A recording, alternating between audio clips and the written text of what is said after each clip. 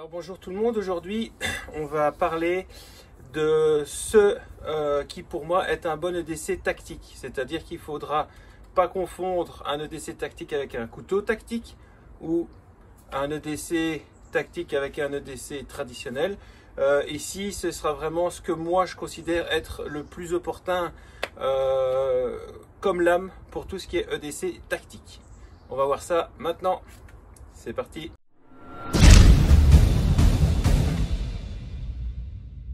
Alors avant de commencer, ça m'arrive pas souvent, mais je voudrais quand même faire un petit hommage à mon pote Joe X, qui a été obligé de fermer sa chaîne YouTube.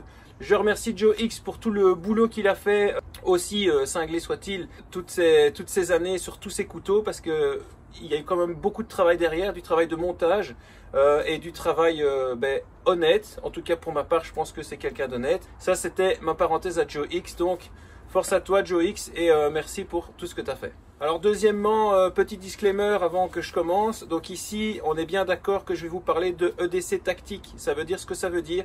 Ça veut dire pour une défense éventuelle. Et sachant que ici, je vous explique uniquement ce que moi je ferai dans le cadre d'un effondrement de la société ou vraiment d'une rupture de la normalité, comme les survivalistes aiment bien dire. Il faut savoir que porter un couteau sur soi à des fins autres que couper son saucisson, c'est interdit, totalement interdit, et que vous vous exposez à énormément de problèmes si vous en avez sur vous. Au niveau de votre lieu de travail, c'est différent. Si vous allez chercher les champignons, c'est normal que vous ayez un couteau pour couper les champignons.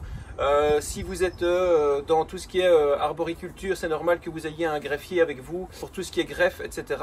Si vous travaillez dans une entreprise et que vous ayez un EDC pour couper les cartons, les 400 000 cartons qui arrivent par jour, c'est légal essentiellement sur votre lieu de travail. Si après vous gardez ces couteaux-là pour aller boire un verre, là vous êtes dans l'illégalité totale.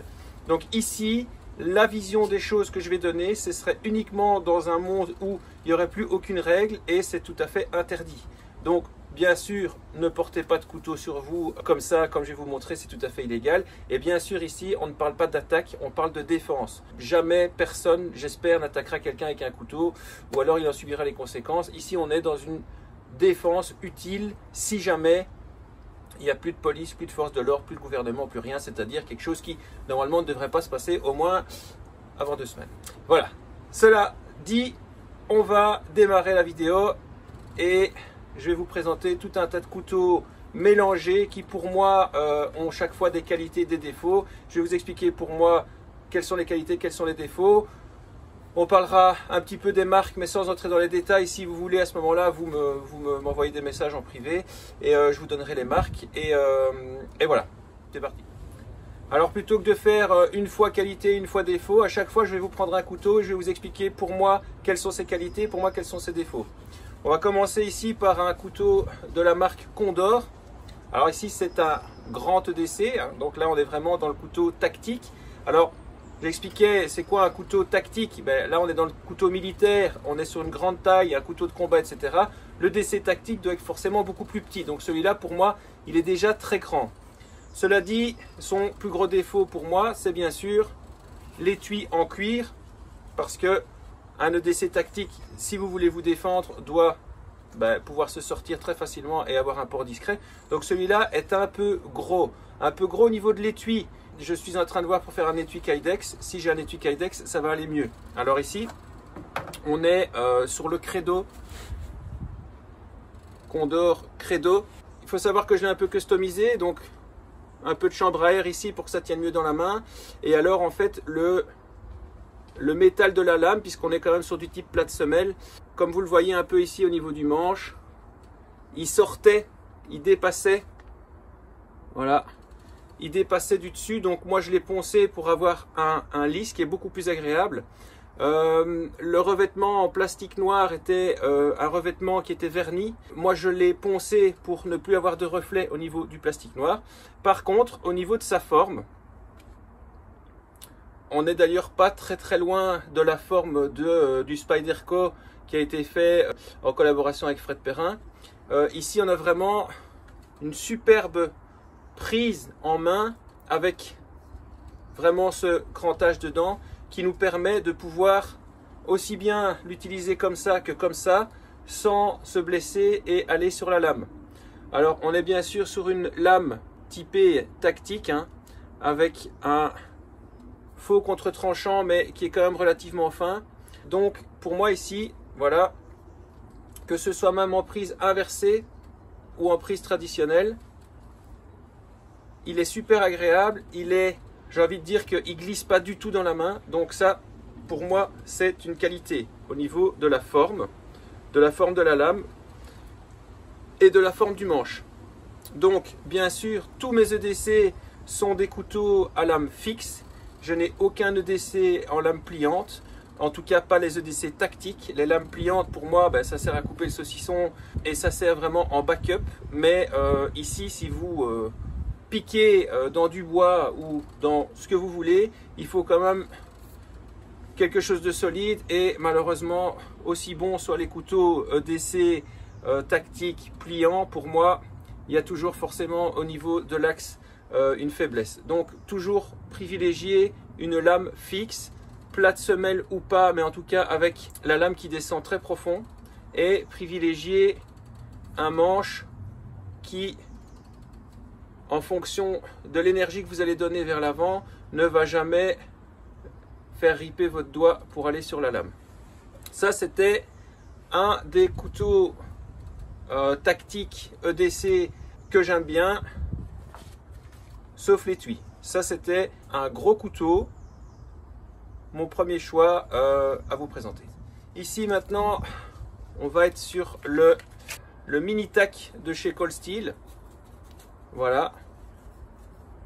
Alors, encore une fois, ben, vous voyez un point commun avec le précédent, c'est qu'au niveau du manche, il a vraiment ce profil de pouvoir piquer, pouvoir même rentrer celui-ci. Alors, la lame est un peu plus fine.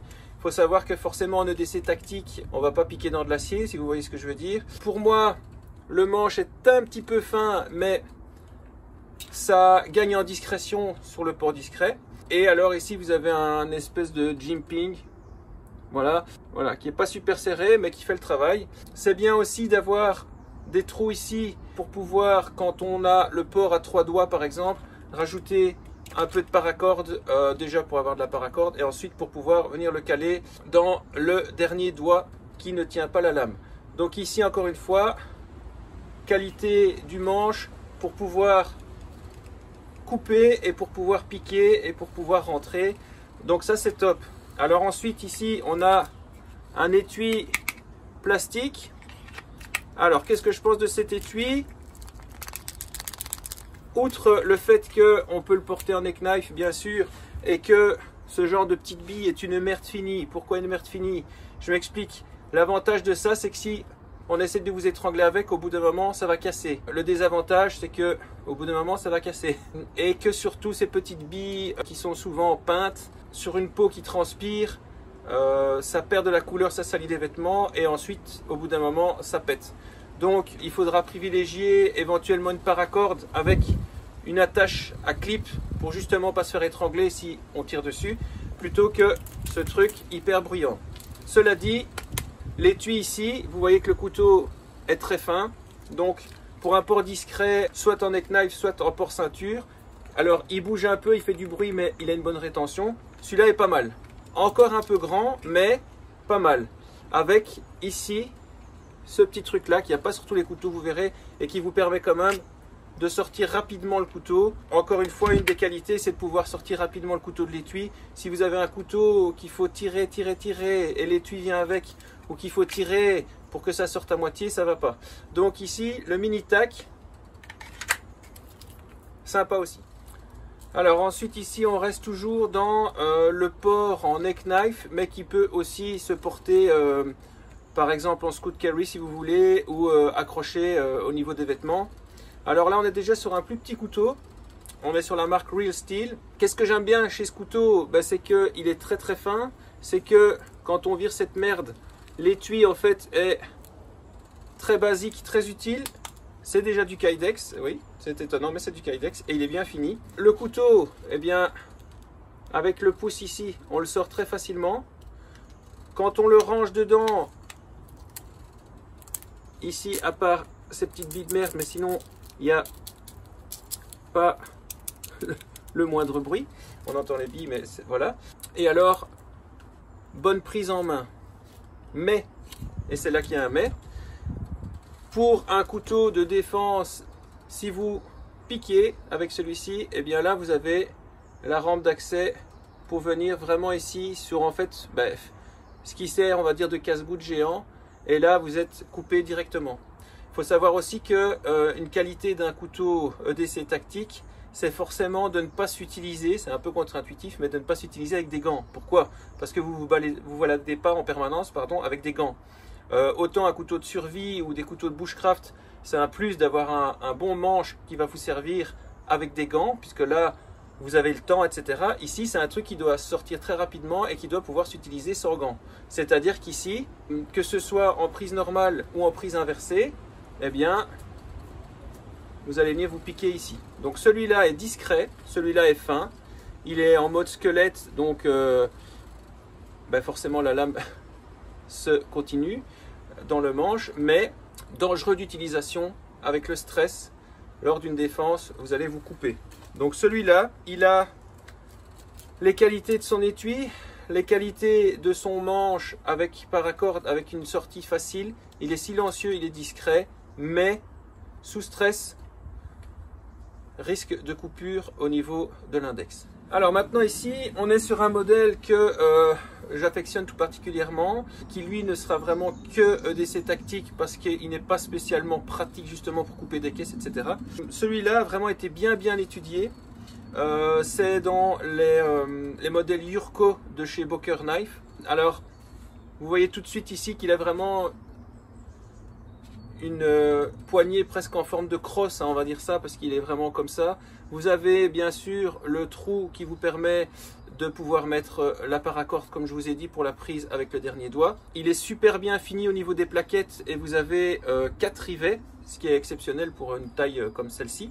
Silencieux au possible et avec, on va le voir après, un système de clip génial. La sortie à une main est possible et silencieuse. Et là, contrairement à l'autre que je vous ai montré juste avant, vous avez ici le casse-goutte et là vous avez une garde.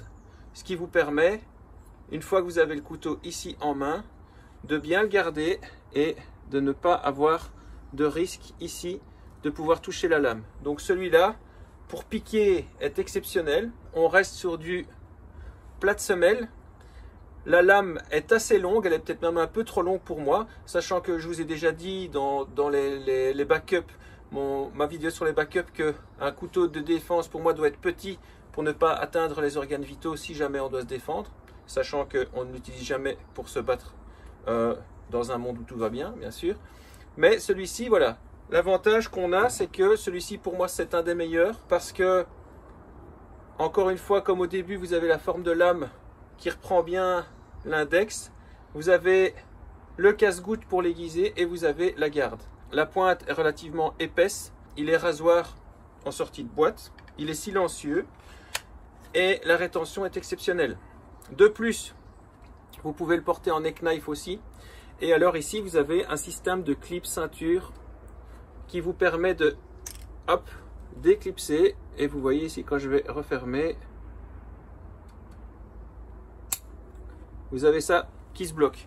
Donc justement là, contrairement à d'autres où le clip n'est pas suffisamment solide, ici quand on va tirer pour le retirer, sur ce couteau, le clip va vraiment rester bien en place. Il est discret, alors peu importe où vous allez mettre le clip, vous pouvez le mettre de l'un côté ou de l'autre, il est ambidextre. Et c'est des clips que vous pouvez également mettre à l'intérieur du pantalon, où vous allez avoir le clip ici, et un port discret comme ça. Donc par exemple ici ce sera pour le sortir comme ça. Ça c'est super comme port discret. Donc celui-ci, je dirais que mis à part le fait qu'il est encore un peu grand pour moi et pas très discret en fonction de où on va et comment on le porte bien sûr, il a toutes les qualités d'un bon EDC tactique, c'est-à-dire un couteau qu'on peut utiliser tous les jours pour caisse en carton et tout ce que vous voulez, mais qui allie solidité, qui allie sûreté et sécurité au niveau des doigts. Une bonne prise en main avec cette crosse, impossible à vous enlever des mains. Donc celui-ci, Boker série Urco, un de mes préférés.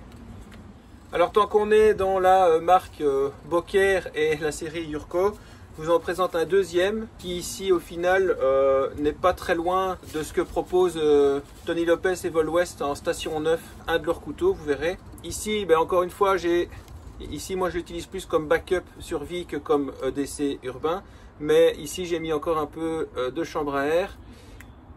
Une corde ici qui ne va pas me permettre de le passer là, mais qui va me permettre de l'accrocher dans le pantalon pour avoir une sortie directe comme ça. On est sur la même qualité d'étui Kydex avec aucun bruit, avec une petite rampe pour le pouce, sortie facile seule. Ici vous avez un petit jimping qui fait le travail, qui est assez agressif mais assez discret en même temps. Et vous avez le même type de lame, forcément c'est la même série, avec le casse-goutte et la garde ici. On est sur du plat de semelle et on a aussi un maximum de rivets. Tout ça dans des matériaux qui sont suffisamment solides et qui vous permettent de pouvoir bien l'utiliser. Ici vous avez vraiment la lame tactique et la lame, vous voyez ici quand je fais ça et que je fais ça, elle est très épaisse. On est je pense sur facilement du 3 mm et demi, 4 mm. Donc ça va pas être un couteau pour aller couper vos petits bois dans le bois, mais par contre pour rentrer dedans, super. Donc ici, encore une fois, un peu grand pour le port discret, mais par contre pour tout ce qui est défense, voilà, ici on n'a aucun souci au niveau de la sécurité. Ça c'était pour le deuxième Boker Urco. Alors ensuite ici, ça c'est un que je vous avais déjà montré quand j'étais dans les Vosges il y a quelques années, le CRKT Obake. Alors le CRKT Obake, très sympa comme couteau au niveau design, au niveau port discret il est sympa aussi. Pareil ici, on l'accroche dans la poche pour pouvoir le tirer. Ce que je lui reproche après une utilisation prolongée, c'est que la sortie est quand même relativement dure. Alors sous stress avec adrénaline il n'y aura pas de souci, mais c'est quand même relativement dur. Ici vous entendez que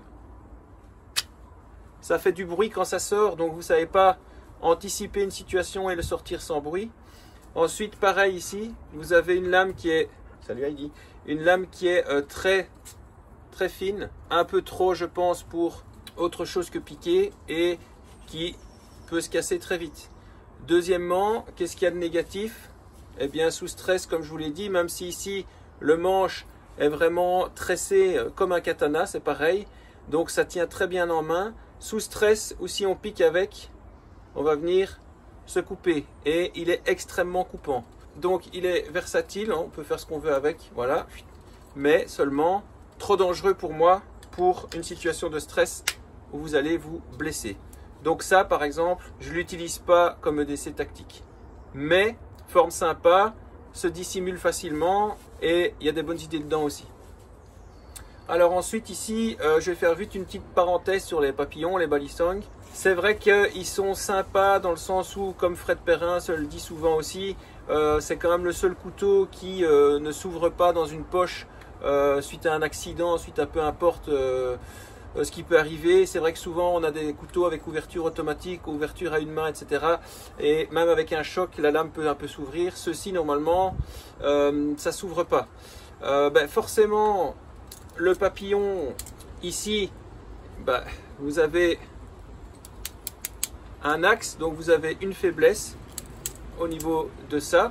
L'ouverture, il faut quand même s'y connaître un peu parce que vous risquez aussi sous stress de vous couper. Et donc, il y en a beaucoup qui l'utilisent en milieu tactique. Moi, je suis pas fan. Le sortir, l'ouvrir sans se couper, l'utiliser et avoir remis la sécurité avant de l'utiliser pour pas qu'on ait le manche qui bouge, pour moi, c'est pas un bon plan. Alors, on a presque fini. Ici, voilà. Ça pour moi c'est un super petit EDC tactique. On est encore sur la marque Boker. Ici on est sur la Boker Magnum. Hein, c'est pas le Boker, c'est Boker Magnum. On a un étui replié en Kydex. On a cette merde là que je vais retirer. Pour le reste je l'utilise très souvent celui-là. Petit couteau. Alors il a une bonne rétention mais un léger jeu. Donc encore une fois c'est pas le couteau parfait. Par contre, aussi, il se sort très facilement à une main. On est sur du plat de semelle. Et alors ici, on a vraiment, je trouve, la lame parfaite comme petit EDC tactique. Ici, encore une fois, vous avez une rampe qui est suffisamment prononcée pour normalement, quand vous avez la bonne préhension, ne pas vous couper. Je dis bien normalement. Vous avez le passant dragon qui vous permettra de pouvoir l'utiliser avec les autres doigts. Et alors, dans la forme du manche, vous avez vraiment une très bonne préhension à deux doigts, je dis bien. C'est pas un 4 doigts, c'est un 3 doigts avec 2 doigts fixes et un doigt paracorde. Alors l'acier, je vous en ai déjà parlé dans des couteaux backup, etc. Pour moi ici, pas pour un couteau tactique, mais pour un EDC tactique, je vous ai fait la différence tout à l'heure. Pour moi, l'acier n'a aucune importance. Pourquoi? Parce que souvent ça sert qu'une fois. Si c'est pour se défendre, je dis bien, dans un monde où on est censé le faire s'il n'y a plus de justice, etc. Donc c'est-à-dire pas notre monde ici. Et donc voilà, ici on est sur du 440A qui est un acier qui est vraiment hyper basique, qui est très fragile et qui va vite s'abîmer. Cela dit, si je dois l'utiliser une fois, il fera le travail. Donc je ne vais pas aller payer ce genre de petit couteau 400 € parce que on a un acier poudré de l'espace. Je m'en fous complètement. Ça va faire le travail, ce qu'il faut juste pour une fois. Donc ici, on est sur une lame, alors qui au niveau pic ne sera pas super tactique. Ici, ça va vraiment être pour couper des caisses en carton de gauche à droite. L'étui, un peu bruyant mais une bonne rétention. Et par contre très discret. Donc celui-là pour moi entre dans la catégorie des petits couteaux tactiques EDC qui peuvent me servir tous les jours pour plein de choses et qui pourraient me servir une fois pour me défendre. La taille est correcte, la lame est correcte et la prise en main est correcte. Alors ici on revient sur un couteau que je vous avais déjà montré, donc je ne vais pas passer trop de temps dessus, mais c'est le Ka-Bar qui a été designé aussi par Hinderer. Donc ça c'est pour les forces de l'ordre aux États-Unis. Ici on est effectivement sur un manche qui a une préhension exceptionnelle avec une coupe de lame au niveau pouce qui a une préhension exceptionnelle. Attention qu'en inversé, celui-là vous servira pas à grand chose. Par contre, couper gauche-droite et pour piquer, vous avez vraiment une lame ultra tactique qui est sur, je pense, presque 5 mm d'épaisseur ici, en son plus large. Celui-là, il m'a jamais fait défaut. Il est vraiment très bien, ça c'est nickel. Un peu gros. L'étui plastique est silencieux et il a une rétention comme les holsters où vous devez venir pousser ici pour le sortir. Donc on ne sait pas vous l'arracher. Et vous avez un système de non-retour au niveau de la ceinture avec un clip métallique qui est très sympa et très robuste. Celui-là, on peut également le mettre en inversé dans le pantalon pour qu'il ne se voit pas. Et quand il est aussi, ça c'est une des qualités que je ne vous ai pas dit, mais il faut qu'un couteau, quand on le met ici et que quand on ferme, on n'ait pas de vue dessus. Ok, donc ici, la discrétion est encore acceptable. Ça reste un couteau assez grand, ça reste un holster énorme, mais avec une super sécurité. Et j'ai déjà essayé vraiment de l'arracher quand on n'appuie pas sur le bouton poussoir, c'est très difficile. Donc le Ka-Bar ici, ils en ont sorti deux modèles comme cela, quasi similaires, tous les deux designés par Hinderer, et vraiment très sympa mais assez grand. Je termine sur ces deux modèles-ci. Le premier, la griffe, vous l'aviez déjà vu, CRKT, donc c'est le Keramine. Alors celui-là, il a aussi tout d'un super bon EDC tactique. Il a la paracorde, il a vraiment pour les doigts, que ce soit en prise comme ça ou en prise comme ça, impossible de glisser, impossible. C'est pas un carambit, c'est ça que j'aime bien parce que on peut avoir la main libre. Ici par contre on a vraiment une prise géniale et ça c'est clairement une petite lame de défense et utile aussi pour couper tout ce qui est colson au cas où vous seriez accroché par erreur, pour tout ce qui est couper des caisses en carton, etc. Ça, c'est vraiment une griffe terrible. Bonne alternative, je trouve, aux griffes, par exemple de Fred Perrin ou de Vol Ouest, qui sont très sympas mais qui sont pas donnés non plus. Celui-ci n'est pas très cher. On est en plate semelle aussi. On a les semelles en micarta. Alors je m'en fous qu'elles soient en micarta, mais ça donne un plus. Et cette petite gamme de CRKT en EDC tactique comme ça est vraiment très sympathique. Le holster ne fait pas de bruit. On est sur du plastique thermoformé mais qui fait le travail. Et ici, comme je vous expliquais, vous voyez, vous avez ce système de bouton poussoir que vous pouvez mettre. Et comme ça, si jamais quelqu'un vous l'arrache, on ne sait pas vous étrangler. Donc ça, très sympa. Le dernier, un de mes derniers achats, un petit coup de cœur. Alors celui-là, ça fait un peu boucher. C'est celui de CRKT aussi. C'est le design de Graham, le designer Graham, et je pense qu'il l'appelle le Razel. C'est un mix entre razor et chisel. Donc vous avez un couteau à bois et vous avez un rasoir.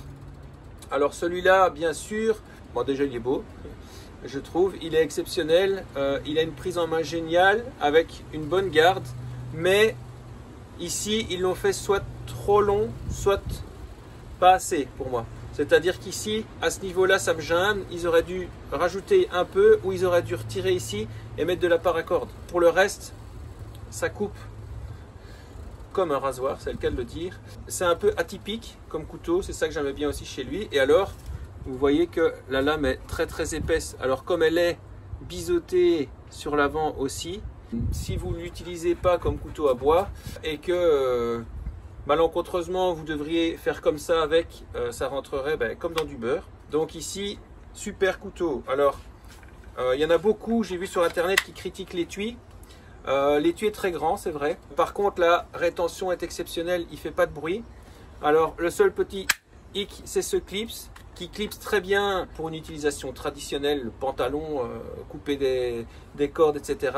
Si on doit le sortir en urgence, il faut absolument accrocher soit ici, soit là au pantalon pour pas que tout vienne avec. Parce qu'en fait, il y a tellement une bonne rétention que on a ce petit bruit aussi, comme je vous ai déjà dit. Cela dit, celui-là est assez terrible. Donc, dans tous les couteaux que je vous ai montrés, qu'est-ce qui pour moi fait un bon couteau EDC tactique, c'est-à-dire en gros ce qui ne devrait pas arriver, parce que les EDC c'est dans la vie de tous les jours et on ne porte pas d'EDC tactique sur soi. Comme je vous ai dit en début de vidéo, c'est pour ouvrir des caisses, pour ouvrir des emballages ou pour couper du saucisson ou ce que vous voulez, des champignons. Et le couteau tactique, c'est des couteaux à usage exclusivement militaire et sécurité, force de l'ordre, etc. Où là on est vraiment sur les couteaux de combat pour tuer, etc. Donc les cahiers des charges ne sont pas du tout les mêmes. C'est pour ça qu'ici on fait un peu un melting pot de tout ça. Et donc pour moi, si je dois résumer, qu'est-ce qui serait vraiment des gros points négatifs? Le bruit, le fait de ne pas avoir de garde correcte qui va faire glisser vos doigts sur la lame à la moindre montée d'adrénaline, un étui qui va être avec une mauvaise rétention ou qui va être trop gros, trop visible et bruyant. Au niveau du manche, il ne faut pas un manche qui est trop épais, mais il ne faut pas un manche qui est trop fin non plus, parce que les manches en G10 ou en Zytel ou même des choses un peu, on va dire un peu dures, ça peut vite aussi blesser. Pour le reste, les formes de lame, elles peuvent être, vous avez vu, moi elles sont très très disparates. Je m'en fous un peu. Il faut savoir bien sûr quand vous avez tel type de lame, ce que vous allez faire ou ne pas faire. Donc ça c'est pour tout ce qui est point entre guillemets négatif. Tout ce qui est point positif, donc qu'est-ce que je recherche pour un bon EDC? C'est le port discret, c'est le silence, c'est un étui thermoformé le plus fin possible avec la meilleure rétention, mais qu'on peut facilement sortir à une main avec une rampe ou ce genre de choses, qu'on peut éventuellement porter en scoot carry ou autrement, mais pas avec un dangler ou quelque chose d'énorme, qu'on peut même peut-être porter en neck knife, qui est relativement plat, que ce soit en neck knife ou ailleurs, qui ne soit pas visible pour pas choquer, qu'on ait une forme de manche avec une très bonne garde qui va nous permettre de pouvoir utiliser au final le couteau dans tous les mouvements glisser, frapper, piquer, tirer, inverser et qui va nous permettre de ne pas lacérer nos petits doigts. Pour le reste, la qualité de l'acier, c'est un plus, mais comme je vous ai dit, je m'en fous. Par contre, il doit être facilement aiguisable et en sortie de boîte, il doit être rasoir. Si vous avez des étuis à rétention comme le Ka-Bar, c'est très bien, mais j'en connais pas beaucoup. Il faut apprendre à connaître son couteau aussi. Il faut le tester en situation de stress. Là, avec des gants, si vous savez bien sûr, des gants anti-coupure qui ne sont pas très épais, pour savoir ce que effectivement vous comptez faire avec ou ce que vous pourriez faire avec. Et voilà. Donc ici, ça c'était ma vision des choses. C'est peut-être pas la vision des choses de tout le monde. Donc je vous invite encore une fois, dans la sympathie et dans le respect, à m'envoyer vos backups et me dire, tiens, voilà, moi je préfère celui-là parce qu'il y a ça, ou je préfère celui-là, ou je suis pas d'accord avec toi parce que ci et ça. J'ai aucun souci avec ça tant que c'est cool. Si ça vous a bien plu, mettez-moi un petit pouce bleu. N'oubliez pas de vous abonner si ce n'est pas encore fait pour le référencement, pour moi ça m'aide. N'oubliez pas mon école de survie, je vous attends toujours ici, woodknifesurvival.com. Le beau temps va revenir, donc les stages vont être de plus en plus complets aussi, donc n'hésitez pas à venir. Pour le reste, encore une fois ici, donc je vous ai bien dit que là je vous parle d'une situation qui n'existe pas, c'est-à-dire que le port du couteau est illégal. Il y a assez de vidéos sur YouTube qui expliquent tout ça, surtout quand les circonstances de temps et de lieu ne vous permettent pas d'emporter. Donc n'emportez pas. Ici, c'était de la fiction. Je vous ai expliqué ce que moi je portais ou je porterais si on était dans le cadre d'une rupture de la normalité où malheureusement il n'y a plus de gouvernement, il n'y a plus de force de l'ordre, il faut se défendre par soi-même et là malheureusement il n'y a plus de loi, c'est la loi du plus fort. C'est uniquement dans ces cas-là que j'appliquerai ce que je vous ai montré ici. Voilà, sortez, amusez-vous, faites-moi découvrir des nouvelles lames et pour le reste, j'attends vos commentaires et on se revoit bientôt.